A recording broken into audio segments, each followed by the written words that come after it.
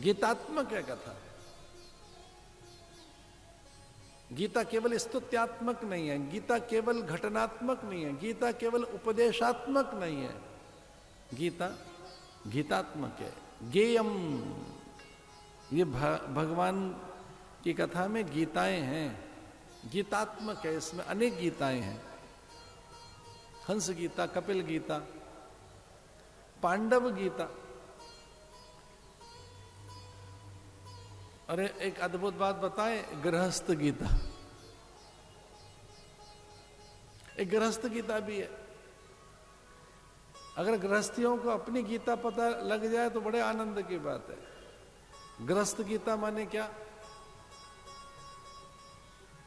गृहस्थ गीता में अतिथि अभ्यागत का आगंतुक का आदर है, अतिथि देवो भव है, पहले गौ का हिस्सा है, बड़ों का आदर है, अपनी चीजों के हिस्से कर लीजिए, ये गृहस्थ गीता में बताया है। जो है उसके हिस्से कर लीजिए, किन किन का है, सबके हिस्से सबको सौंप देने का नाम गृहस्थ है, और उसी से सारे आश्रमों का पोषण होता है। भाई ये सारे का सारा जो कुछ है ये सदगृहस्थों के कारण ही तो है, जो आप सब मेरे सामने बैठे हैं। ये सारे के सारा जो वेतान है, ये सुंदर सा जो शिविर बनाया है, वो सदगृहस्थों के कारण ही तो बना है। सदगृहस्थ ही तो इसके मूल में है, उन्हीं का द्रव्य, उन्हीं की योजना, उन्हीं के विचार, उन्हीं का श्रम, उन्हीं के साधन, उन्हीं का कौशल, वही तो खड़े हैं।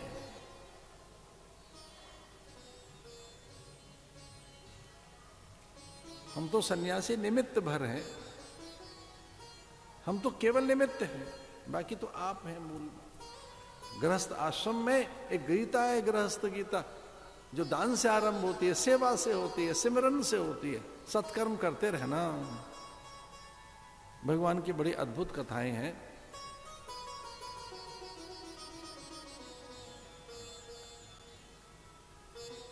ब्रज में कहते हैं छाछ का और रार का क्या घटाना बढ़ाना।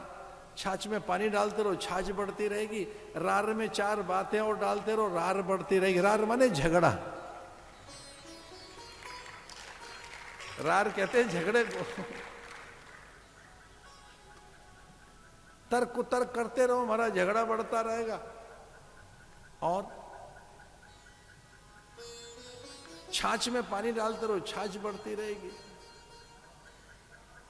लेकिन जो जस की तस रहती है, कितना ही बड़ा करते रहो कभी अघाए नहीं, कितना ही छोटा कर दो न्यू नहीं दिखेगी, उसका नाम है कथा। न कथा छोटी होती न बड़ी होती, न छोटी है न बड़ी है। कथा तो प्रसाद है, प्रसाद में कोई आकृति नहीं, न न्यून है न अधिक है, न्यूनाधिक नहीं। हरि अनंत हरि कथा अनंता। भगवान की लीलाएं, असुरों का नाश कर भगवान पहुंच गए मथुरा और कंस का वध किया भगवान ने।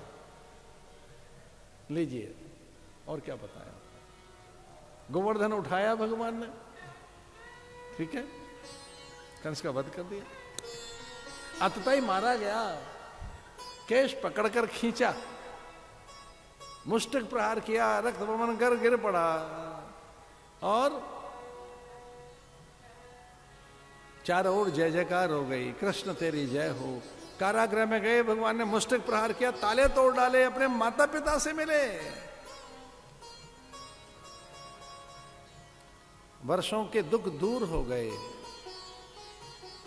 प्रथम तो ऐसा अनुभव हुआ ये परमात्मा है, ये तो साक्षात ईश्वर है। वसुदेव और देव की लगा परमात्मा आ गया, लेकिन भगवान ने फटकार लगाई अपनी माया से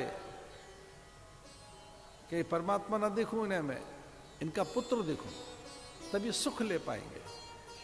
और जब माया हटी तो पुत्र दिखने लगा, बेटा है हमारा, वसुदेव सुतम देवम कंस चाणूर मर्दनम देवकी परमानंदम कृष्णम वंदे जगद गुरु। भगवान को उज्जैनी में पढ़ने के लिए भेजा। मालव देश गहन गंभीर, डग डग रोटी पग पग नीर। उज्जैनी में क्षिप्रा में स्नान किया भगवान ने, हरसिद्धिगढ़ कालिका के दर्शन किए, चिंतामन गणेश, काल भैरव, मंगलनाथ, भूखी माता, उज्जड़ खेड़ा, जहां हमारा बसेरा। जो जगह हमें मिलती है कुंभ में, जब पहली बार कुंभ लगाने वहां पहुंचे तो जगह मिली उज्जड़ खेड़ा। हमारे कार्यकर्ताओं ने उज्जड़ खेड़ा नहीं, इंद्रलोक बना दिया वहां पर। उज्जड़ खेड़ा नहीं है ये, उजड़ नहीं है, उबड़ खाबड़ नहीं है। उज्जैन के कार्यकर्ता लगे, अवंतिका के, मालवा के कार्यकर्ता, मध्य प्रदेश के कार्यकर्ता, पूरे देश भर के कार्यकर्ताओं ने वहां क्या बना दिया, उस उज्जड़ खेड़ा को। लोग ढूंढ जाते हैं उज्जड़ खेड़ा कहां गया, भूखी मत, अरे तो कुछ और ही हो गया। वहां भगवान संदीपनी आश्रम में, वहां भी सुदामा ही मित्र बन गया। 64 दिन रात में विद्या अर्जित की, गुरु गृह गए पढ़न यदुराई, अल्पकाल विद्या सब पाई। गुरु गृह गए पढ़न यदुराई, अल्पकाल विद्या सब पाई। ये सब दशम स्कंद का उत्तरार्ध है। हमें ऐसा लगा कंस का वध कर दें, भगवान पहुंच जाएं। कहां? सांदीपनी आश्रम में, उज्जैन से पढ़ के आ गए। कल उद्धव को भेजेंगे और बाकी की चर्चा कल करेंगे। कल इस कथा की पूर्णाहुति करेंगे। एक अच्छा समाचार देते हुए कि 16 तारीख से फिर श्रीमद् वाल्मीकि रामायण में ऋषियों की कथा सुनाएंगे। 16 तारीख से हमारे महात्मा भी प्रवचन करेंगे और सब आएंगे। अच्छे अच्छे समाचार आ रहे हैं देश भर से, बड़े बड़े संतों के। कल परसों समाचार आ गए थे, देश के बड़े बड़े आचार्य आपके इसी शिविर में वो वास करने आ रहे हैं, आपके शिविर में। उनके दर्शन होंगे, प्रवचनों का लाभ मिलेगा। आचार्य शंकर सांस्कृतिक एकता न्यास का पंडाल पीछे लगा है, वहां के भी शंकर दूत यहां आएंगे, संत यहां आएंगे। और इस प्रकार से कल 12 तारीख, परसों 13 में डुबकी लगाएंगे, 14 में अमृत स्नान करने जाएंगे।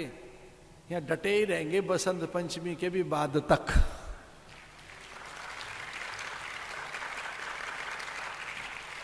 और ये गीत गाते हुए, मैं जब हिमालय में था तो गीत मैंने वहां सुना था एक किसी महापुरुष के मुख से।